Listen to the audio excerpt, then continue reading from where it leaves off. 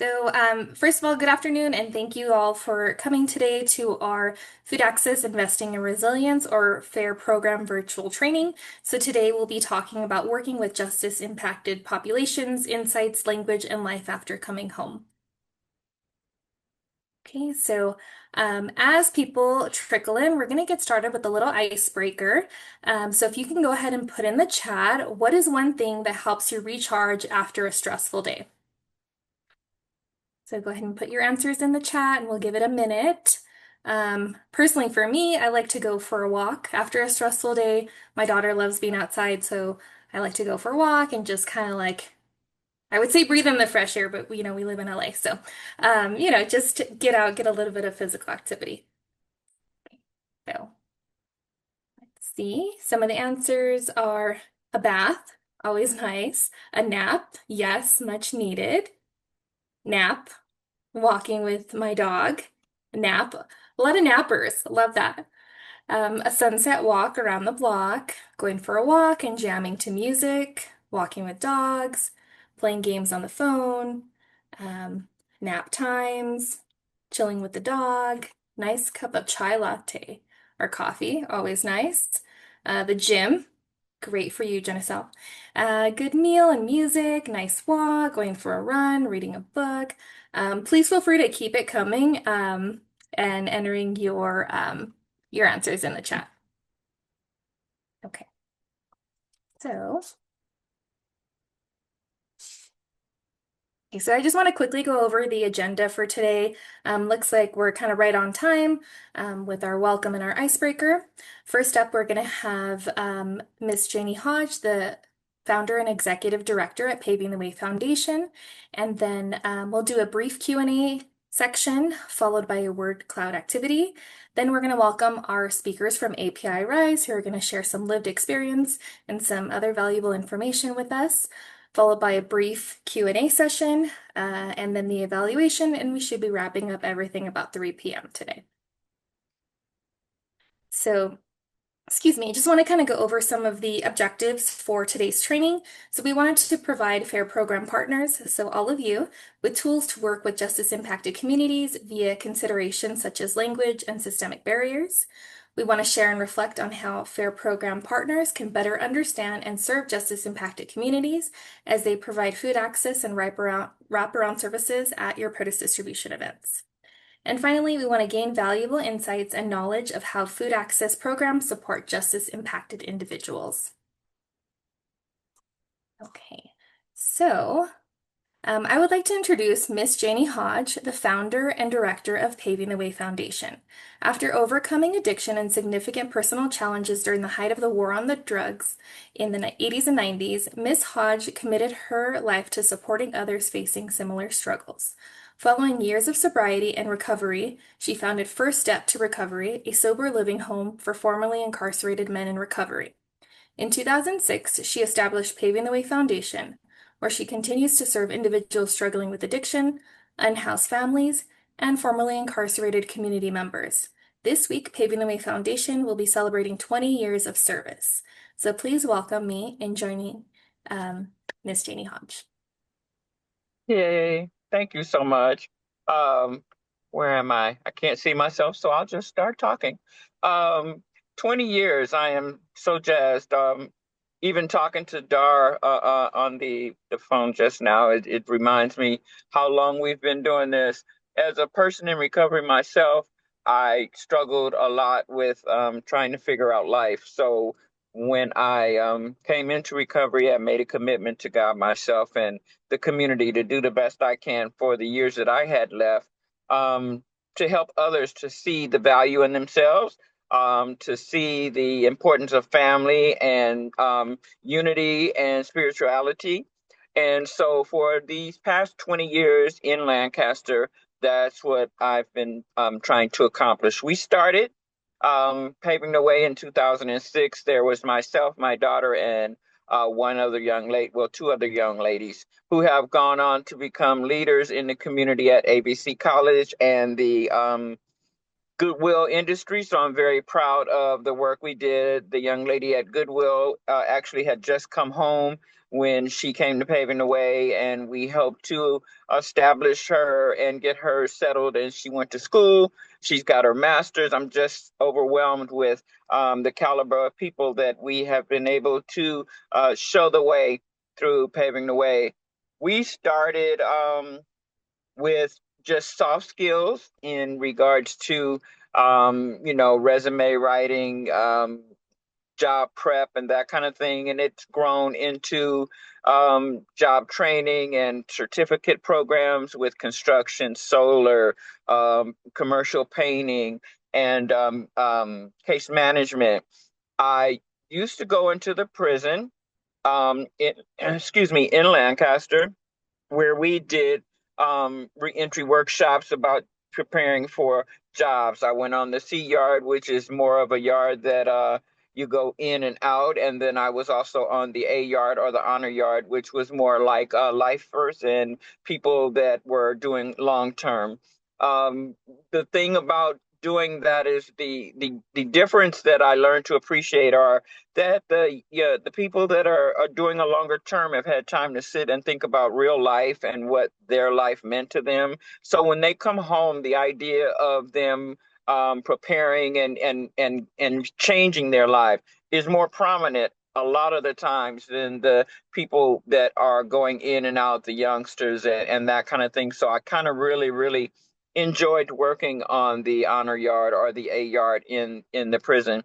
I myself kind of got sick and had a little cancer adventure.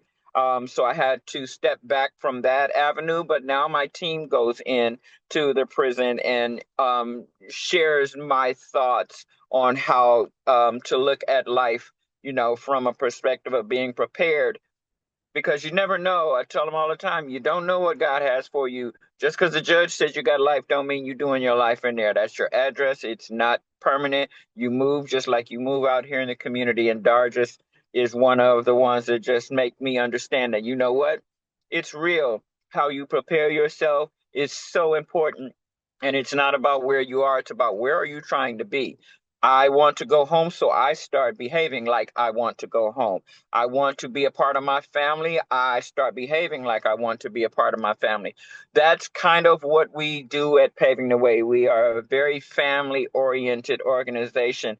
I'm there, my daughter's there, my son's there, my sister's there, my grandson is there, my nephew. It's a family organization, and that's what we reiterate on a daily when we talk to people, and our staff understands family and how I feel about what family means. So there's a difference in the work that we do as opposed to the work of some of the other organizations that are larger, that are more job oriented as opposed to people oriented, is how I feel that we are different from other organizations.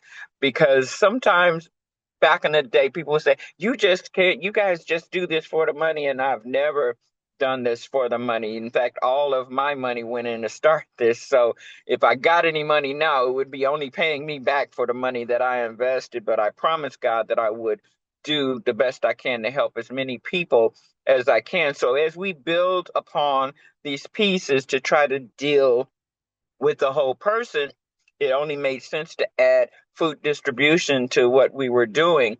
I think I met the young ladies here at a CFCI meeting where we spoke about, the program, and they said, "What would you think about, bringing in the food distribution?"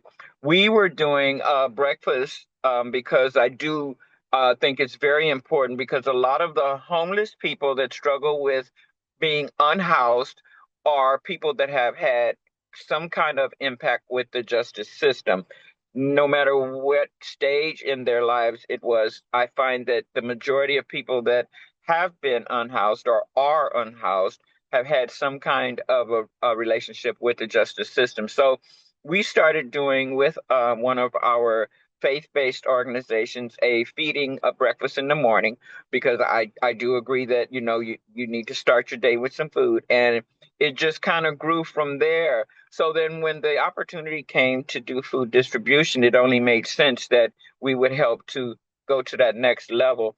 The main thing is it helped a lot of families, because some of the single people don't really have a place to stay, but some of the families have, people that were incarcerated or home or still incarcerated. They can take the food home and prepare, meals for their families. I think that being able to feed people is very important because it builds a different kind of relationship.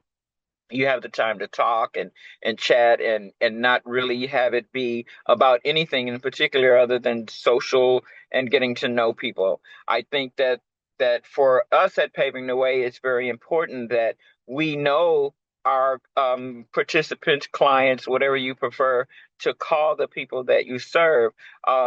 That you get to know them by name, that you don't look at them as someone that has a problem. Because for me, in my earlier life, I was able to actually, I wasn't really homeless because I could have gone home, but I didn't go home. But I met a lot of people out in that environment, and it let me know that people are people, and there's no need to judge folks because you never know. You could be 5 seconds away from that life yourself. And then you will be on the other side trying to figure out how to move through. Because even in my addiction, I wasn't from a family that, was broken and all that other stuff. My mother and father stayed together till my father passed and then my mother passed. So it wasn't that was my, born that way. I chose to make a decision, and I call it my PhD because I learned a lot about life through being in some of the places that I have seen. A lot of the strength that I carry now, I got from that experience. And so I tell people there's no need to be ashamed of wherever you are in life because there is a foundation that God has placed in us, and we have to learn certain things. I was not the person that I am now before I had that experience. I would have never been able to go into the prison. I would have never been able to see past what someone looks like to understand who is inside of that body. Those things are important to me as I lead Paving the Way in these 20 years that we've been here.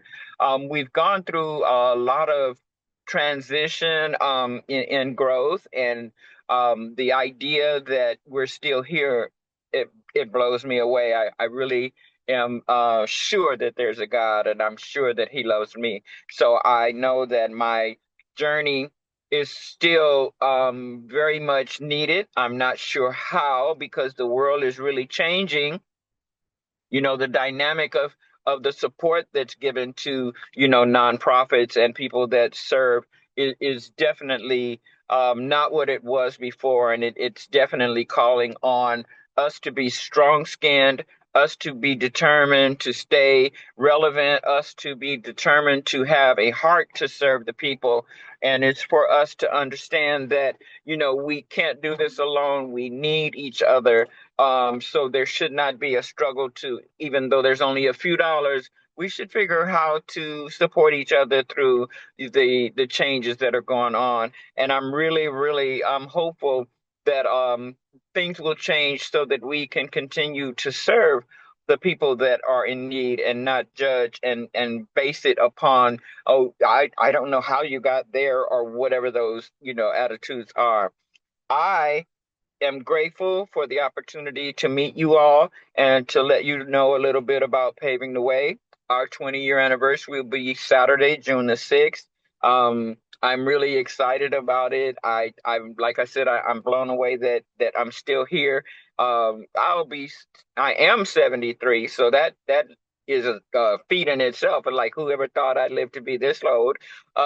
So for me, I started this venture at 50. So if you're young or old or whatever your thought process is, and you have something in your heart that you want to do or you want to see change, step out and start making that one step in front of the other because I would tell you, you don't get too old. In fact, what I do helps me to stay younger because I always got a day to do. I got stuff to do, places to go, and people to see, and it helps me to stay focused on things that are important and not get stuck in the poor me and I'm old and this and that and I don't know how. So all I learned in my time is that you know what? Put your foot one in front of the other. and do what's in your heart. God put everything in everybody's heart to what you're supposed to do. And the fear of not being successful, the fear of change, the fear of failure, all of that is just a mindset. And so for me, it's just like when I used to go into prison and tell them, this is not your life. This does not have to be your life. This was a choice you made then. You can change that choice right now. And that's what I choose every day is to change the choice. I choose to be of service. I choose to love the people that I serve, and I choose to, regardless to how I feel, I'm going to put my foot in front of the other and talk and do what is necessary. I wasn't going to show up for this. I wasn't going to do it because I'm like, I'm old. I can't, what am I going to say? Why am I doing this? And then I just had to surrender and say, you know what? You're going to do it, and God will tell you what to say. So I don't know what you guys are needing to hear from me. Like I said, the programs that we offer are construction. It's a 12-week cohort. We have solar. That's a 40-hour cohort. We have painting, which I think is an 8-week cohort. We have the program through LA County Sector Program, which helps us with the construction training so that they can come in and they can get construction training. They can get cognitive behavioral intervention, which we call CBI, which helps with the understanding of transitioning from the lifestyle that I had to a new lifestyle, learning things like baby mama drama. That's the baby mama is important, but when you at work, what's important is that you understand you're at work, and those are the things that's important. Learning the difference between, Saturday night, Sunday night, and being able to be ready to go to work on Monday. Those are learned behaviors if you've been homeless or houseless or incarcerated for a period of time. In fact, one of the things that I learned during incarceration is the regiment, the repeated, the routine is a good thing that is learned from being incarcerated a long time because you get into a routine. And that's what life is really about. What is your routine? What are you trying to accomplish? And to handle that. So for me, um, I love what I do. I think that we've served over 5,000 people in my time. In regards, I see people all the time that tell me, I had a impact on their lives. Those are the things that's important to me because, it's relationship. It's how you affect people. It's not the work that we do. It's not the training. It's the relationships that people trust us for. And I think those are the things that make it easier for us to do our job and easier for people to trust us as we try to help them see a different way to perceive life, to perceive where they are in life, and to understand that just because you're here now does not mean that 5 years from now you can't be where I am. You know what I'm saying? Because I never knew that I would be here. Only God knew. And I keep putting one foot in front of the other to continue to try to serve. Now, what I tell our people all the time is they'll say, "Oh, thank you, Miss Janie." I'm like, "That's good. Thank me is great, but help somebody. That's what's important. Each one teach one. Each one help one." And one of the things I'm very proud of that we do is we have actually served generations of people. So a grandmother came and said, "I went through your program. Now my grandson's in your program." Those things let me know that it is important to have consistency in the work that you do. People depend on you to be there, right? Even though they act like it's not important, it is important to be consistent in the work that you do. It's important to be real in the work that you do. And it's important to try to reach a heart in the work that you do. At least these are the things that are important to me. Um, I don't know if you have questions or you want to ask me anything in particular. I am open for that. Tell me what to say from here, what you need me to talk about. I can go a little farther into our staff. We started with like two. We are up to, I think, 25 staff members and 7 to 8 um, contractors. And it is a challenge every day in my mind to be able to continue doing this work. But I know without a doubt that it happens every single month that I meet payroll. It happens every single month that I'm able to continue to do this work. We started with a 1 unit. Now we have 3 units in one building we actually own. We have acquired a wellness center from funding through Governor Newsom's office, and that's our first building that we actually own.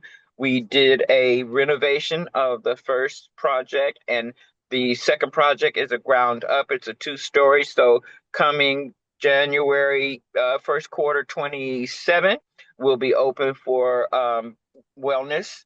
It's called Wellness Center, Our Healing Space, Paving the Way, and it is focused and designed to help people that are in the justice impacted system when they're coming home. It has a walking track because Antelope Valley gets really hot and really cold, so there's an indoor walking track. There is yoga. There is a sound bath. There is a unit that will help the women who are doula. There will be a doula system. There will be CHWs that will help the participants to be able to get their Medi-Cal set up and all of those kinds of things. There is a commercial kitchen, which will help us to show people that are on a fixed income how to make meals that are more affordable yet healthy as they, learn how to take care of their families. There is also a podcast room because that's the big thing now. People are, doing their own things, and so we will do entrepreneurial services, kind of help people to start their own kind of business in this new world. I don't understand it, but okay, that's what the new thing is. So I open my mind to it, and so we have a podcast room. There are opportunities, for our community that is reentry to have a nice place.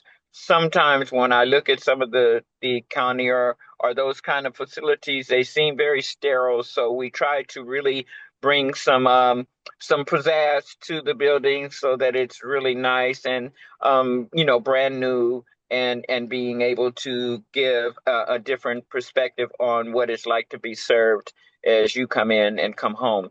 So I think that's about it for me. I know I'm short, but if you got questions, I'm here to help you understand or ask me anything that you like.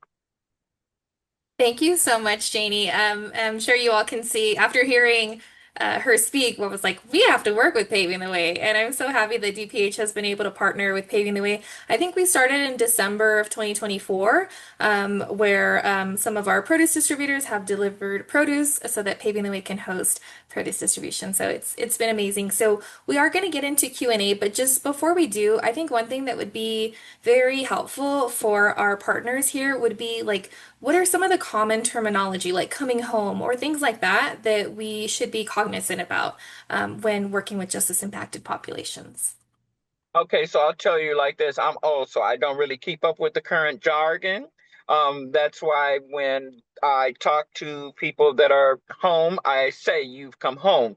So I may not actually be the one to, train anyone on how to speak because I think it's more personal than that. For me, even going in to the prison was always about coming home, about, they change it from, reentry to justice impacted to justice involved to, for us, it's have you ever been affected by the justice system? And that's all that I need to know. Was it juvenile? Was it, did you do long term, short term? It's all the same. Were you ever impacted by the justice system? And the only thing I can say about that is if I speak from the heart, the words will come, and the person that I'm talking to will always know that I'm speaking from that heart. And did you come home? I'm glad to have you home. Welcome home. Those are the kinds of things that we emphasize. And most of the staff at Paving the Way have come home. They are definitely have been impacted by the justice system. Most of them have come through Paving the Way as a participant. So they have the heart to speak from what it was like to come home, join Paving the Way, and then become a staff member. So, being old, like I said, for me, everything changes, but one thing stays the same is at the heart for the people. You talk heart to heart, people will take that in and they will understand that you're being real. So that's how I address that. Thank you so much. So we're going to get to Dara in 1 second, but there is one question in the chat from Sheila. Is there a way we can connect through email, phone? I personally would love to hear about the resources that was given to those in jail, prison where help is needed the most. So are you open to providing Yes, your email address? yes. Okay. If I Perfect. can figure out how to do that on my phone, I will do it now. Otherwise, if you can put it out there, that would be great too. Okay, will do. And then Dara, you had a question? Feel free to unmute. Yeah, I was not a question. I was just trying to answer, go alongside what Jenny was talking about. I think one thing for those that are coming home, we're coming out of an environment that's just extremely homophobic, right? So the language that we use in there is pretty homophobic, right? I think throughout the years it's gotten better. I mean, I've been home since 2022, but I do remember even during that, as recent as 2022, gay jokes, that kind of thing is a thing, right? And at times, like when we come home, like I didn't even like when you said, Vanessa, you messaged me about my pronouns, right? And that was something that like when I came home, I didn't know what the hell they were talking about. You know what I mean? And it's almost one of those things that our folks are deprived of what society has changed to. That's part of being incarcerated, right? You're Mhm. missing out on society, you're missing out on community and how that has evolved, right? And so, I would always say trainings like that is ideal because it isn't that like these men or women are homophobic, but when it's a culture, it becomes accepted, right? And then everybody just ends up saying it or, whatever. Not everybody, but like in general, like it does pass that way. So I would always say trainings like that coming home, to let them be aware of like, it's bigger than just male or female and it's not as simple as you think it is. You know what I mean? And some of them have different views on that, but that's the thing about it is that a lot of us that's coming home or coming through the board system, they've gone through that transition of change, right? So, but that doesn't mean that they fully know what's going on out here, right? So it's something to anytime you are working with, the formerly incarcerated folks, I wouldn't assume to that they know these things, right? And it should be some type of training.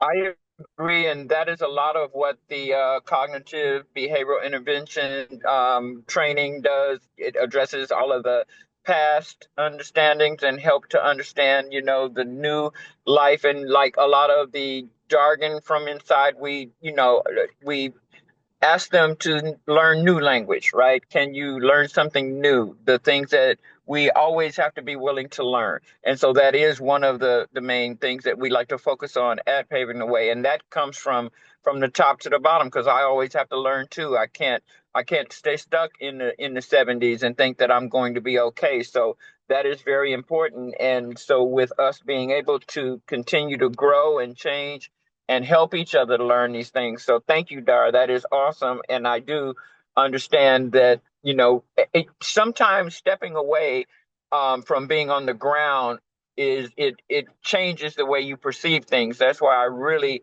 am grateful to be able to continue to see people that I have talked to so that I can stay grounded because sometimes you can forget and not be cognitive of the things that are going on. So the people that are doing the work on the ground have been there, done that, and they have the heart for change. So that is definitely important. Thank you so much. Are there any more questions? Please feel free to drop it in the chat. We'll also have a Q&A section towards the end after our speakers from API Rise. So again, if you think of anything, please feel free to put it in the chat and we can address it at a later time. Okay, I am going to move forward. So after hearing Janie's wonderful presentation, I'm going to actually pass it over to Tanya so she can go over this next activity.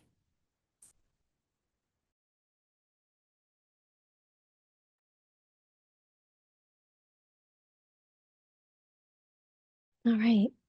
Can you all hear me? All right, great. Yes. So before we transition into our next section, we'd like to take a few minutes to reflect together through a quick word cloud activity using Mentimeter. So I'm going to drop the link in the chat, or you can also use our QR code that's on our slide. All right. And so you can respond to the prompt on your screen using the QR code or the link in the chat. And the prompt is in 1 to 3 words, share key takeaways so far. So this could be a word or a short phrase that reflects something that stood out to you, perhaps challenge your thinking or something that you will reinforce into your work moving forward. And as responses come in, we'll see them on our screen here. So if you can just take a couple minutes.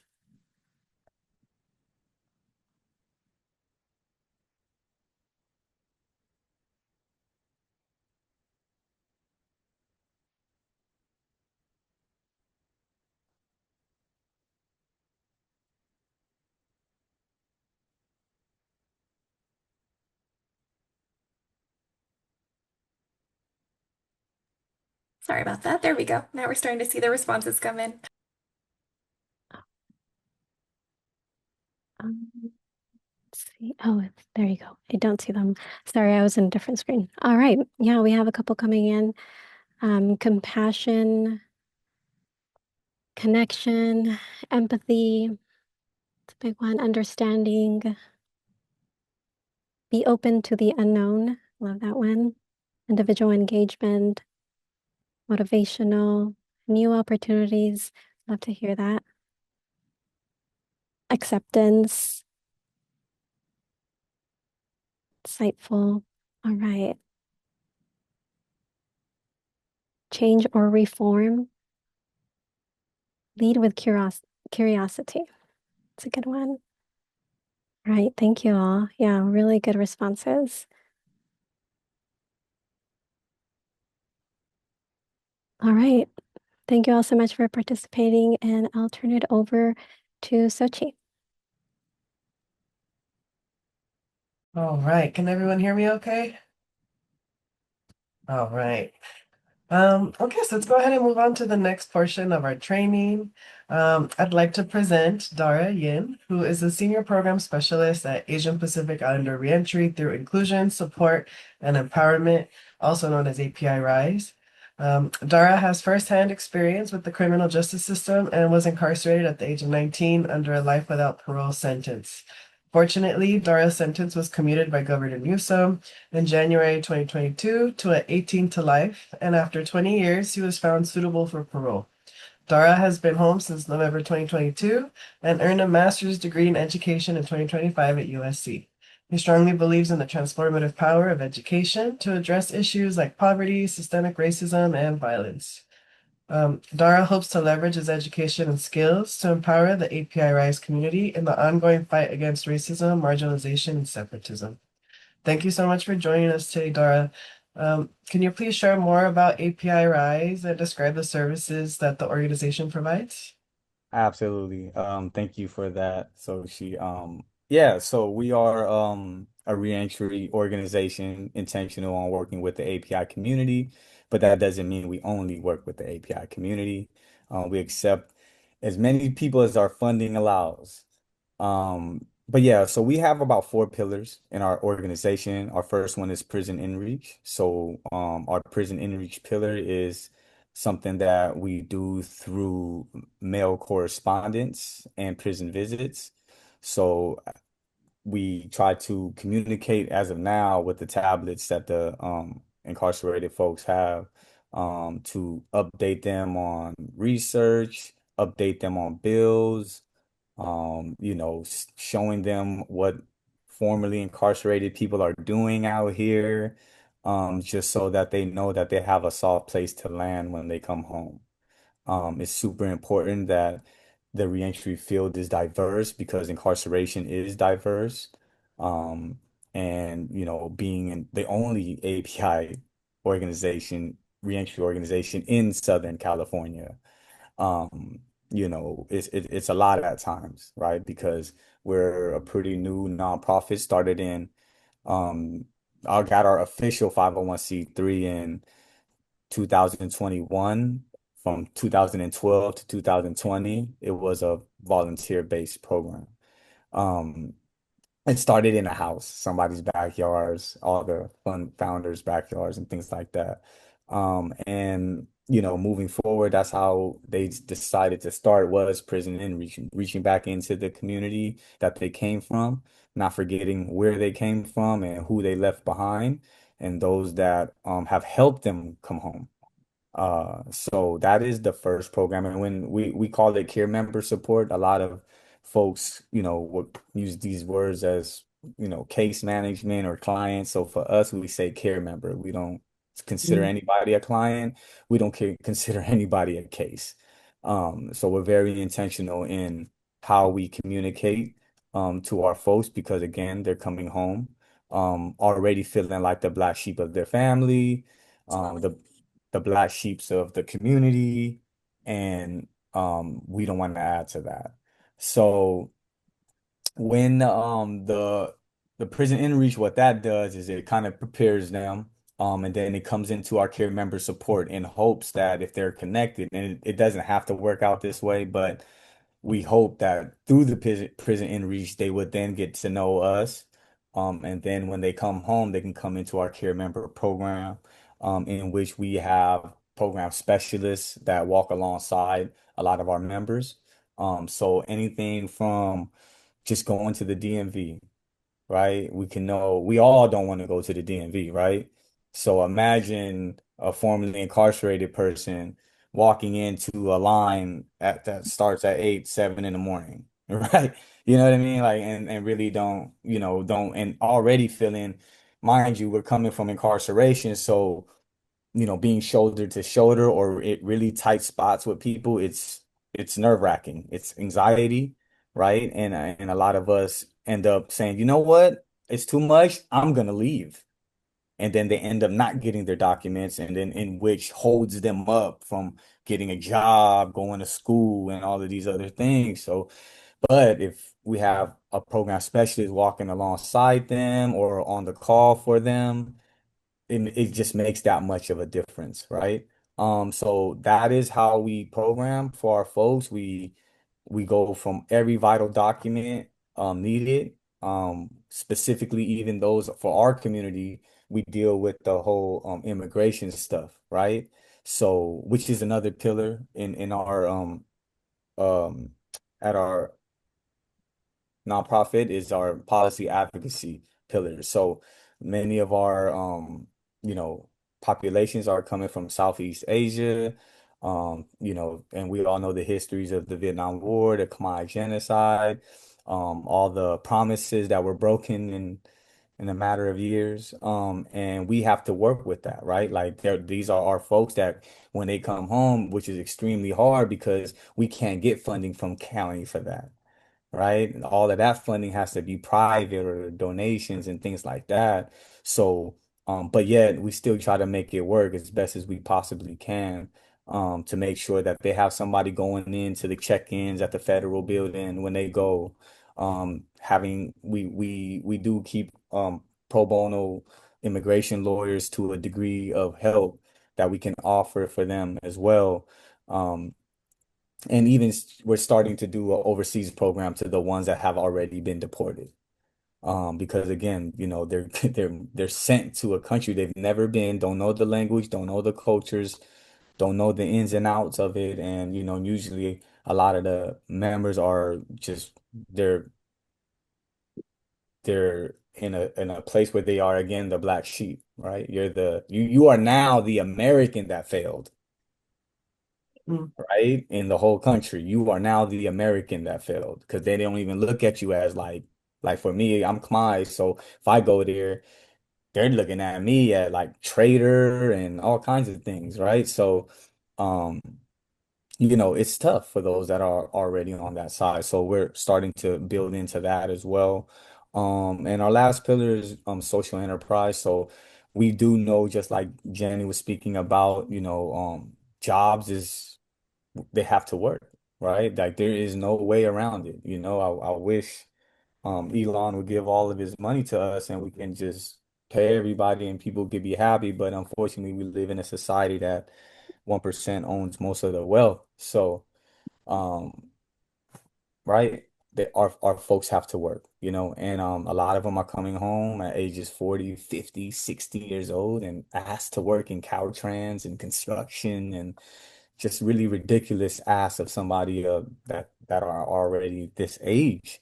And there's not a lot of opportunities for that, especially technology they're not good at, right? At the time of their release.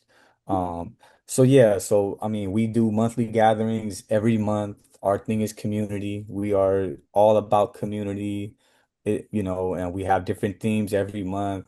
And it's something to where like sometimes we have folks that we haven't seen in 6 months, and boom, they pop up at the monthly gathering, and it's something that they've been missing for such a while. So, and they start coming again, and we do offer the same soft skills that Jenny was speaking about, definitely peer support, digital literacy, healing circles. So, for us it's we are trying to be a wrap around, but we also know our limitations funding wise. So, we're also looking into housing as well. But for us, it's a little bit different because for us, when we come home, mind you, Black and brown communities represent most of the incarceral system, right? So if we are living in a transitional house with mainly Black and brown folks, and there is this stigma that Asian people, what we eat is somewhat different than everybody else, especially if you haven't grown up in that. The smells are different, the tastes are different. I mean, it's just one of those things. And we've had incidences from our members that have lived in these transitional houses that have told them they cannot cook their cultural food, right? These are people that's supposed to help you, right? Yeah. Right? Imagine that you're living in some space that somebody's telling you, no, you got to eat hamburgers and pizza, right?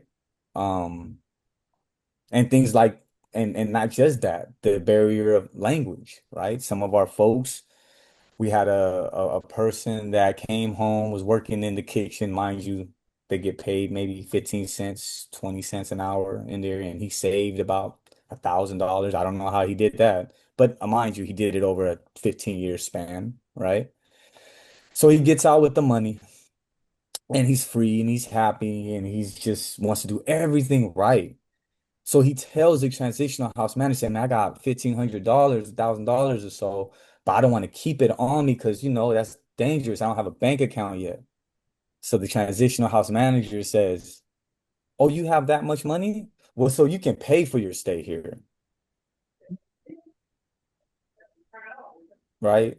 So if I didn't say anything, then I would have stayed for free, right? But because people can, you know, bully folks when they think that they don't have any support because they know that it's the only Asian person in the house, right? And, Mhm. you know, people get away with stuff like that, right? And, that's one of our biggest goals right now is to get a reentry house, so that anybody can come live there free and be free in their culture. You know what I mean? And I think that's not a lot to ask, right? So yeah, so that's kind of API Rise. I hope I didn't miss anything, but No, that quite was amazing, Dara. You definitely shared some great information, a great perspective, and how you call your folks care care. members, Yeah, right? I love that term. It definitely makes you feel more homey and more welcoming. yeah. So thank Ah, you. there you go Oh. too. Sorry, Dara, did you want to share something else? No, I was just saying because you popped the screen on me, and I was like, oh shit, there go two of Oh, I them. know. We got magic happening on the screen. Yeah, you're right.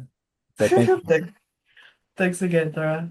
Yeah, no problem. Um, All right, so now with further ado, I'll go ahead and share our amazing speakers. So, our first speaker is Padur Yang. who, after spending time in federal custody, is successfully rebuilding her life since her release a year ago. She is currently working as a part-time intern with API Rise, where she is gaining valuable professional experience and developing new skills. Her reentry journey has strengthened her commitment to personal growth, education, and career development. Her goal is to continue her education, establish a meaningful career, and create opportunities that will allow her to build a stable and fulfilling future. She is dedicated to learning, contributing to her community, and proving that positive change is possible through hard work, perseverance, and determination. Thanks for being here, Peter. Our second speaker is Truan Meme, who was sentenced to life without the possibility of parole and served 25 years of incarceration. He is also currently an intern at API Rise. So thank you both for being here. And Dara, feel free to chime in whenever you'd like. But I'll go ahead and start us off with some questions. And we'd also welcome any questions from the group as well. Please feel free to type in your questions in the chat, and the chat moderator will read them aloud. All right, so starting with the first question, please share with us your experience with the justice system and what it has been like adjusting to life after coming home. Sure. Go ahead. All right. Okay, I'm gonna read off of what I wrote. Okay. So I'll say my experience with the justice system and serving time in a woman's federal prison changed my life in ways that I could never have imagined. While I understand that I was held accountable for my actions, the experience taught me lessons about survival, loss, resilience, and the value of freedom. One of the hardest parts of being incarcerated was being separated from my son, my family, and the people I love. Missing birthdays, holidays, school events, and everyday moments created a pain that never truly went away. No phone calls, letter, or visit could replace being present in the life of the people who matter to me most. Every day I carry the weight of knowing I could not be there when my family needed me, and they could not always be there when I needed them. Prison is a world of its own. When you first arrive, you are surrounded by strangers from all walks of life. Some become your friends and some source of support, while others can make your time much more difficult. I learned quickly that not everyone has good intentions. Some people try to manipulate you, they use you, they gossip about you, they want to fight you. Um, some simply establish some misunderstandings, and trust becomes something you give very carefully. Um, I also witnessed relationships from prison in that many people on the outside might not understand. Some women sought companionship and emotional support from one another. Some girls identified themselves as gay for the stay, forming romantic relationships while incarcerated. In an environment where people are isolated from family and loved ones, many seek connections however they can find. Living with roommates was another challenge. You have no choice about who you live with. Some roommates were respectful, clean, considerate, and easy to get along with. Others were messy, disrespectful, and they were very difficult hard to live with. Learning to share a small space with people who had different habits, personalities, and backgrounds taught me patience and conflict resolution. Sometimes it taught me how to set boundaries and stand up for myself. One thing that stayed with me was seeing how many people enter the prison system and how many people seem to leave. I met women serving life sentences and women serving what felt like excessive amount of time for their crimes. Many had lost hope. Some spent decades behind bars and have become institutionalized. Their stories made me think deeply about justice, rehabilitation, and whether people are given enough opportunities to change. There were also tragic moments that I will never forget. I witnessed the emotional toll incarceration takes on people. Some women struggle with depression, trauma, addiction, and hopelessness. Sadly, there were women who died by suicide. Those losses affected everyone around them and served as a painful reminder of the mental and emotional challenges many incarcerated people face. Medical care was another source of frustration. Healthcare services and often moved very slowly. Requests could take weeks or months to be addressed. Dental care was especially difficult to access. Many people would wait long periods of treatment, and routine cleaning often seemed impossible to get. Eye care was similar, with long waiting lists and delays before being seen by an eye doctor. These delays left many people feel neglected and powerless. Another difficult aspect of prison life was dealing with the constant control, with officers that like disrespectful, that are very disrespectful and like very rude. They told us where to go, when to eat, when to work, when to sleep. Um, Coming home brought its own challenges. Many people assume that once a person is released, uh, life immediately gets better, but it really don't. The reality is just adjusting to life after prison can be extremely difficult. For me, reentry meant more than simply leaving prison. I had to start over in a new state, in a new city, far from my support system, and create a new life from the ground up. One of the biggest challenges after coming home was maintaining my sobriety. Recovery does not end when someone leaves prison. In many ways, it becomes even more important. I had to make a commitment every day to stay sober and make healthy choices. That meant avoiding old environments, old habits, and sometimes even people from my past. I had to learn new coping skills and surround myself with people who support my recovery and wanted to see me succeed. I also had to learn how to deal with my anxiety and depression after being in an environment where every aspect of life was controlled. Freedom can feel overwhelming sometimes. There were days when I felt anxious about the future and uncertain about where I fit in. There were moments of loneliness, fear, and self-doubt. Learning how to manage those emotions in healthy ways became an important part of my healing process. Recovery was just not about staying sober. It was also about improving my mental and emotional well-being. Meeting new people after incarceration was not easy. I had to learn who I could trust and who I could not. Some people were supportive and encouraged me to move forward, while others judged me based on my past. Building a new circle of friends was one of the most important decisions I made. I learned that the people I surround myself with can either help me grow or pull me backwards. Today, I am intentionally about keeping positive people in my life, people who support my goals, respect my recovery, and encourage me to become the best version of myself. I also had to adjust to responsibilities that many people take for granted.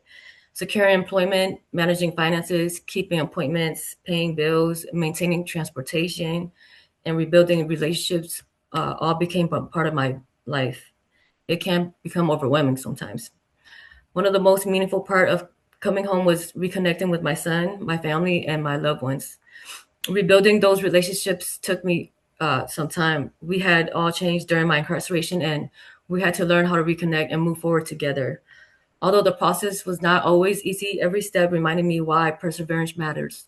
It also taught me resilience, patience, and the importance of hope. Today, I continue to work towards building a positive future by maintaining my sobriety, prioritizing my mental health, surrounding myself with positive influences, and being present for the people I love. All right. Oh, thank you for that. That was amazing. Thank you, guys. That's great. Truman, would you like to also share about your experience with the justice system? I know it's so hard. I mean, yeah, I mean, but Dart, she just summed it up. So I mean, everything she said is valid. You know what I mean? But I would just want to add to like being in prison. Something that was hard was access to like basic necessities. You know what I mean? Like going to the doctors, going food. You know what I mean? Things like that. It's we have access to it, but we can't get it when we want it. You know what I mean? It's a process. You know what I mean? So like if we're sick, we fill out a form to see the doctor, and that could take like a week, depending on who you're seeing. You know what I mean? Or like your diet. If something's wrong with your diet and you want to see a doctor for that, it takes a while for that as well. You know what I mean? So it's just access. You know what I mean?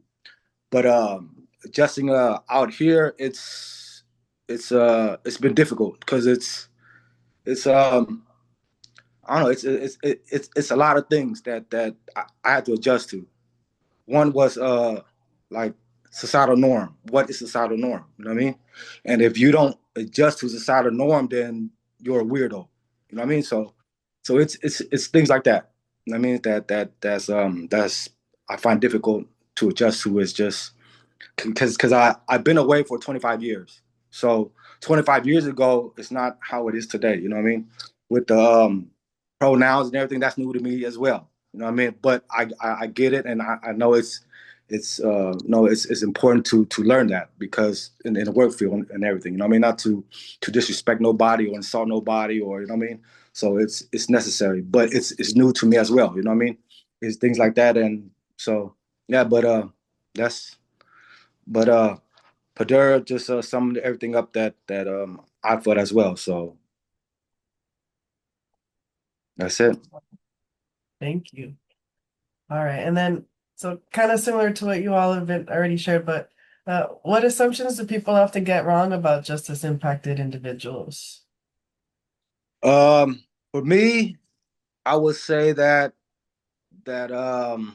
change is not possible.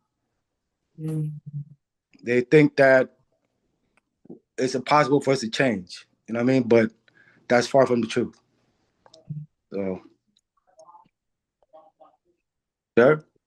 Um, okay, what I wrote down is I said people often get wrong about justice impacted individuals is that when somebody has been to prison, they're automatically like a bad person, people tend to believe that we're incapable of changing, that we'll get out and make the same mistake, that we only care about ourselves, we're selfish, they may see us like irresponsible or untrustworthy or like worthless, you know uh, a mistake or a conviction or a person sentence does not define a person and their entire character or future. Many people like that are justice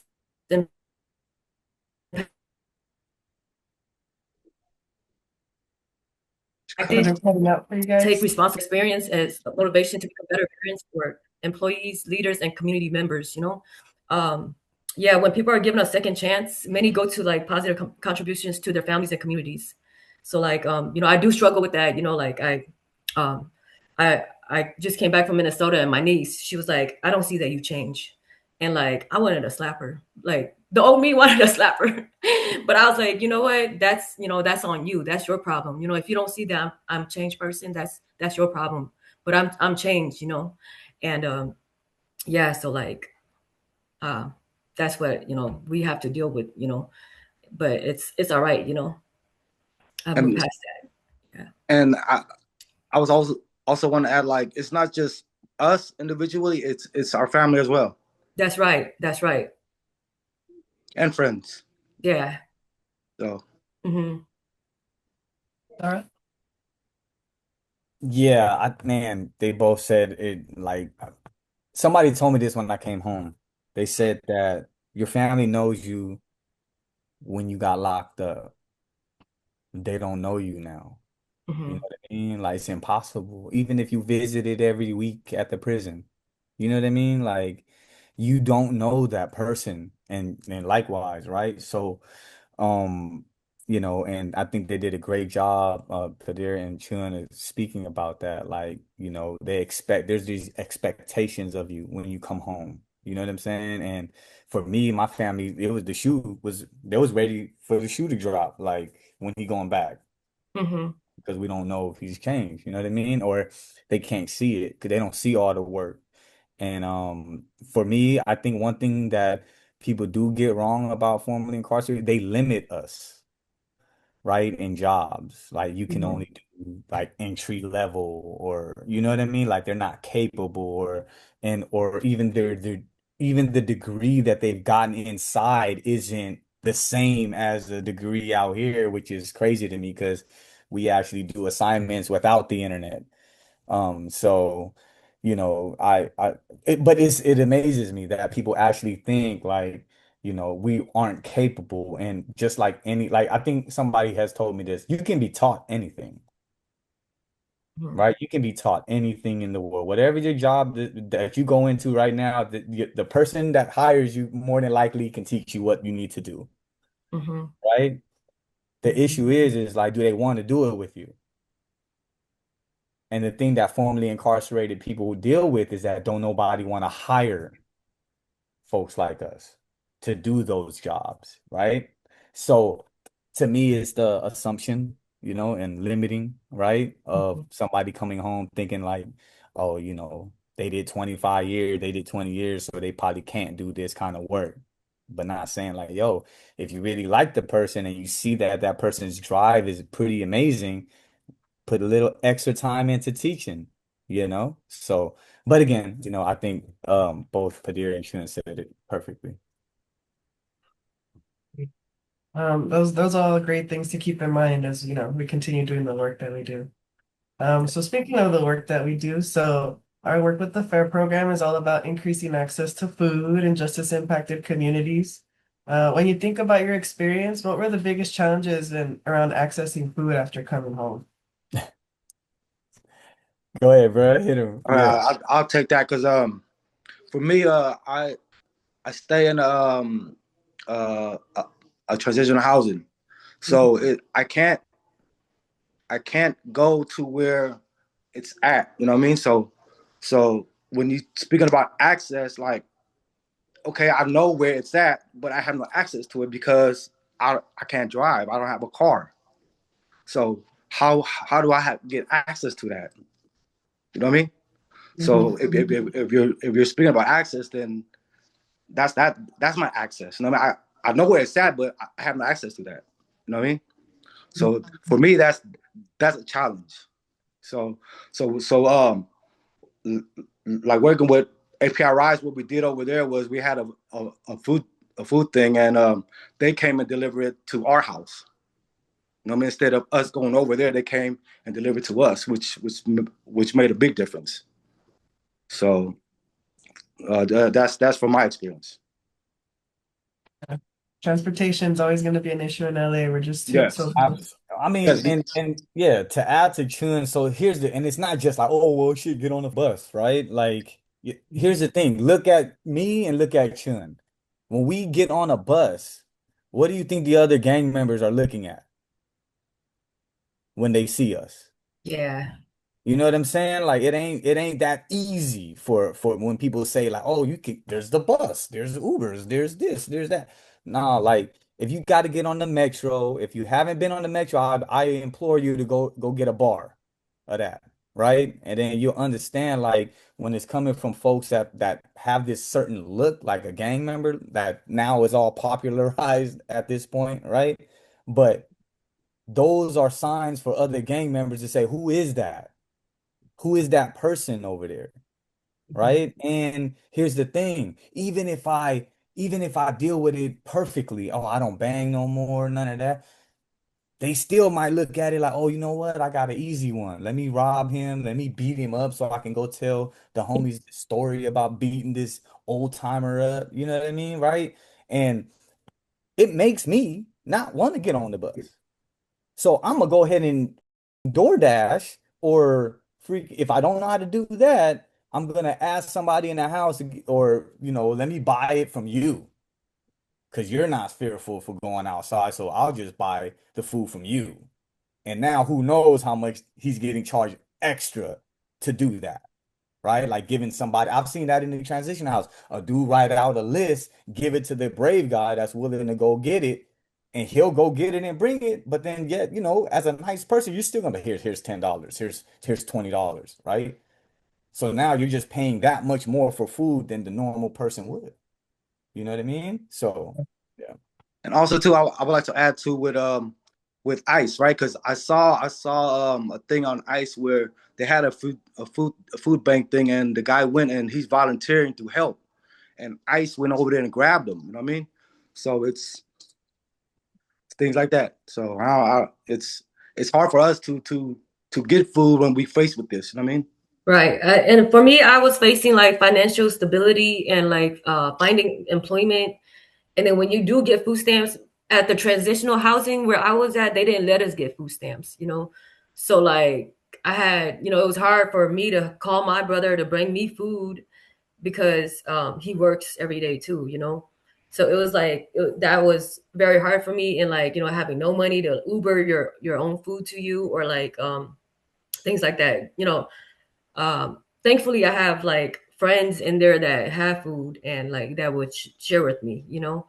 So those are like one of the challenges that I face, and um, you know, um, yeah, and having a car or like not having a ride to like the store because I'm new around here. I don't know the area, and like even like having a even navigating to the place is like, it's hard, because you're on a time limit, you know.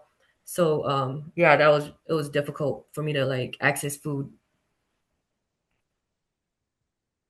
Okay. Mhm. You all have kind of already kind of mentioned some of this too, but can you share an example of a program or service that made a real difference and why it worked, in addition to APRIs? Yeah, that's the only thing I can think of because I work with them. So Yeah, that's that's what I have down. I know what it looks like. Yeah, I mean, I've also I did some workshops with ARC too, that helped me out. Uh, what was hard about joining ARC was like you had to do these groups and then you get to become a member. So it was like you were like kind of like limited to like the financial help. So like I was doing all these groups, which did help me become a member, and then they started helping me financially with like resources and things like that, which is cool. I really appreciate that. And also API Rise, they helped me with like emergency funds and things like that. So I was very, very thankful. Um, Also, Afterlife Initiative, when I became a member, they gave me a stipend of like, $200. That was helpful. Also, St. John's approved me for like gift cards for like Food for Less. They also they don't help with housing because I'm not a state. Uh, I wasn't state. I wasn't incarcerated in the states. I was in the feds, so they don't help me with that. But they did help me with like work clothes and stuff like that. So yeah. I'm not familiar with ARC. What does ARC stand for, Purdue? It stands for Anti-Recidivism Coalition. Oh, okay. Yeah. Hmm. Yeah, they were, I would say, second to what Homeboy Industries was doing early on. So they were probably one of the biggest, like I would say, them and Homeboys are probably the biggest reentry organizations in the state at this Okay. point. Yeah, so they are and I'm with you, Padir. I hate I gotta take 8 classes to be a member, and then Yeah. that is ridiculous. Yeah, Yeah. and it was difficult, like especially being in the transition house, trying to get there and then like, making it there on time, or like, like it was kind of it was difficult becoming a member, Yeah. but I did it, because, it was whatever, Yeah. Yeah. Yeah, for sure. And another question, how can organizations provide food assistance without making people feel judged or stigmatized? Mm. Treat everyone with respect and empathy, um I like think choices too. choices. Yeah, I think sometimes, and I think with API FM that we work with and Vanessa and the team, they're so thoughtful, Yeah, right? Of the like people that we serve. So like, obviously they're, giving us like Asian inspired like like cultural food, food, right? right? So like, that right there says, oh, we know that y'all eat different stuff. You know what I'm saying? And you Yeah. Apple might not do for y'all. You know what I mean? Right? Mhm. Like, so um, I think the intention, right? The thoughtfulness of when you're doing that, I think Chillin spoke great to that when it means about a lot of the guys are dealing with ICE situations, that's why we deliver. Like we deliver to all the transitional houses that we work with, just so that there is no issues of any of that. You know what I mean? So yeah, so I think it's just being thoughtful, right? Like actually thinking about the audience you're serving. Yeah, I think that's the biggest thing you really can do, right? So, Yeah. Providing services with intention, right? mhm. Well Yeah. put. Okay, well, that's my questions, and I see we have some questions in the chat. Let me go ahead and bring those up. So, this question's from Diana. That's for Truant. You talked about that access to care was difficult, such as seeing a doctor or other medical care. How Hmm. does access to care in current society affect or impact those who have come home and still struggle with this? Um. Well, I mean, it's it's I see, because when you're locked up for so long, right? You get accustomed to what the norms are. You know what I mean? So like seeing a doctor and waiting a week, you know that's gonna happen. You know what I mean? So it's like, okay, if I sign a ducket right now, I'll see the doctor a week from now, which is out here that's too long. You know what I mean? Like, but in there it's the norm. So it's just one of those things that knowing the difference between being in there and being out here. In there, the system is different, and out here the system is different. So just being aware of that and just knowing that. But for me, I've been locked up for so long that a lot of those things become normal. You know what I mean? So I have to unlearn these things that I've learned in there. You know what I mean? I have to unlearn them. You know what I mean? And learn new things. You know what I mean? So it's just one of those things that I'm learning as I go, and I'm just adjusting as I go. So that's for me. Okay. Let me see if I there's no. can I Oh, can I add to that? yeah, go for it, Dora. So when it comes to services out here, we don't know nothing, right? Like imagine getting out, you was locked up at 18, 19, barely knew anything about medical before that, right? Don't know what like they give you that like that pamphlet that's that pamphlet that they expect you to read. And I guess it is my fault for not reading such a ridiculous pamphlet, but like they don't tell you like the percentages that you gotta pay, right? They don't tell you that. They don't tell you that like they don't tell you until like it's too late. Like you know what I Time to mean? pay. That makes sense, They don't right? tell you Like when it's time to pay, right? right. That's when Yeah. they gonna And tell you. now You you're know in what I'm debt. saying? Now you like, oh, I don't got that. You know what I mean? So Yeah. how do I? And Exactly. then they have financing options. Where the fuck did y'all get financing options from? Like, okay, right? So it's just these things that a lot of us we just not aware. We can't navigate it because we don't know, right? Like it was one of these things where we found out that they do medical Ubers, right? Yeah. Yeah. Yeah. Medical Ubers. Randomly found that out, right? And it was Yeah. like, oh, well, see, I can feel like I can Uber now because I don't want to get on the bus and I can't take the bus to school because there's gang members on that side of the tracks, and I'm like, I don't want to deal with that, right? So, yeah, I think it's just if they were better in instructors, you know what I mean? Like somebody to actually sit there and walk them. Look, do you know what this means? Do you know what this means? Right? Like there is nothing like that. There is nothing like that. The nurse is gonna, the person that you sign in with, she's gonna get frustrated with you because you're holding up her line, right? We're gonna start to feel anxiety because we're holding up the line, right? So now the questions that we really want to ask, I ain't even gonna ask. I'm out of Yeah. I'm here. not just gonna go to a doctor's. I'm Yeah. not It's just gonna just go not see gonna the go. doctors, Like, because Yeah. it's too much. It's too right, much. exactly. So it's just one of those things. Like there isn't Yeah, a it was stop for them. me. For me, it was crazy because when I had got the medical, I didn't know that you have to go to certain clinic for that, and I started making appointments for clinics that don't accept the LA Care, and then like it was like I had to go through these like hoops to like find out where my clinic is, who my physician is, and things like that, or like even getting my teeth cleaned when I got out. Like I had to call them to find out where I can go to get my teeth cleaned. So it was, yeah. And they're constantly changing providers as well.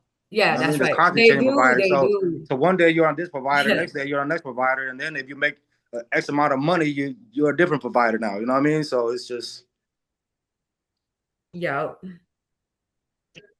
Yeah, all great points. It's definitely complicated, and that's where those care member services providing those warm handoffs, I'm sure is super helpful with navigating everything. Um, and then I see in the chat, Dara, that you've already had a chance to respond to some of these questions. One of them being, are there current or ongoing jails or prisons that API Rise is currently helping? And you provided a response. Yeah, and again, like I said earlier, we're a pretty new 501(c)(3). Most of our funding doesn't come from the government. So it's very difficult to have us travel to like it's 28 prisons, right? And even like the ones that are close to here, there's so many like red tape things that you have to go through, like, you can't just walk over there and be like, hey, I want to come in here and teach some people. You know what I mean? Like, this shit, if it, nah, like, they're not doing that, right? Like, you got to go through their clearances. You have to, you know, I hate to say it, kiss somebody's ass a little bit sometimes. You know what I mean? It's that relationship building thing that happens, right? But yeah, it's not as easy for us to do that, but it is something that we're looking into. Yeah. Mhm. And then another question in the chat, do they have requirements slash rules while being in a transitional housing? And you said yes, they differ from house to house. Would you like to Yes. And Chun can elaborate do more? that. Chun got that, Perfect, right? Jimmy. Yes. Depending on which transit housing you're going to, because some is back funded by CDCR, some is funded by Medi-Cal. It just depend what transition house you're going to. You know what I mean? But like for a lot of people, it's funded by CDCR, which is you're limited to what you can and cannot do. You know what I mean? You got curfew. You have you're basically supervised 24/7. You know what I mean? The only time you're not supervised is when you're at work. You know what I mean? But other than that, you're supervised. You know what I mean? You have time to do this. You have to join certain programs to live there. You know what I mean? So depending on what transitional housing you're in, it's gonna dictate what you're able on or what you can and cannot do. And also your parole conditions. Yes, exactly. Mhm. Like if you when you get out and you have conditions on parole, like they're gonna require you to say you need substance abuse treatment, you might need you know, to you can't live in the city that you offended in, right? Sometimes they have that if you're from a gang that has like an injunction against them, like you can't go to that area, but yet they want you to go to where it's really a mess when it comes to that. They also like sometimes they'll randomly put you on like house arrest, right? Where they can just monitor you like even more, even when you're going walking wherever you're walking to, they want to monitor every little bit of it. So yeah, they definitely have they definitely have different like you know rules and regulations for all the transitional. There's some that don't have any rules at all, and it's only a house. And you know what I mean, right? So like there's some um that you know require you to go three meetings a week, right? To pay for your rent. So mind you, if you're trying to get a job, you can't even get a job that says, you know, you're working from 9 to 5. So, and that's the normal hours, right? Like that people work. So imagine saying, oh, we want to hire you. You're amazing. We want to give you, it's 9 to 5. And you have to say, oh, I can't. Yep. I can't. I dealt with that too. Like being at the transition house or that I was at, like you had to go through the career the guy that does like the job, he has to approve you to work at certain locations. And if it's too far out, like if you don't have a car to get there, or like you if you take the bus, it has to be like a total of 2 hours that, you know, so like basically if it's too far, he denies it, you know. So that was really hard. So, I Um, mean, again, mind you, so most housing contracts are 6 months with an extension to a year, right? So if I'm looking out here for a job in 6 months and I can't catch this 9 to 5 because I have to take these programs, by the time I find something that fits it, it's month 4 or 5. mhm. I'm going to be either kicked out or extended. I don't know. Yeah. Because if it's the fiscal year, they may say, oh, we can't extend. And I've seen that happen to fellas, right? So it's very inconsistent when it comes to the care in the sense of like logical, being logical. It's more about punishment, right? Mhm. Mhm. And like you I just did 25. Like what else, right? Like you know, so and again, I know there are folks that need structure, but I also think they need to create a system that allows to differentiate from those that have done 10, 15 plus years, opposed to somebody that's in and out for smoking dope every 6 months. It's a different type of person, right? So, yeah. And I see one more question. Um, From Yolanda, do organizations have access to the locations of transitional houses, for example, for potential collaboration? Yeah, I mean, look, they're all over LA County. You can literally, I mean, I can send you some places as well that because that's again for us, that's why we outside of just wanting to serve our folks with produce and make sure that they have, healthy food, it also helps us build relationships with the transitional housing, right? So now we have relationships with four different transitional housings, and every single time that an emergency happens, and I'm like, hey man, I need a bed, and right? If they can do it, they're gonna do it, right? And it's just building that community, right? But definitely though, there are places to in your local, I'm sure there is. I think it's just about cold calling or connecting with somebody to have that soft handoff or soft introduction to do that, So yeah. I don't see any more questions. Any other questions coming in? Did I catch them all? I think so. I see our evaluation slide, so let's go ahead and transition to that. But before we do, I just want to say thank you so much to Perdue Chuen and Dara for sharing Thank your you. experiences and for joining us for this training. Thank you so much for just be willing and open to share about your experiences. It was really great to hear. Excuse me, sorry. So we've come to the end of our training and would love to hear from everyone who attended. Please take a couple minutes and respond to the survey that is now available. And have a great week, everyone. All right. Thank you. Thank you.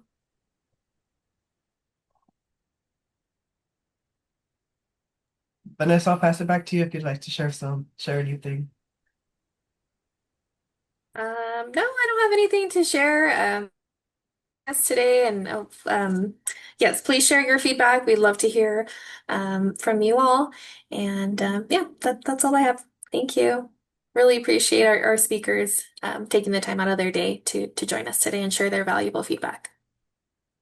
Thank you.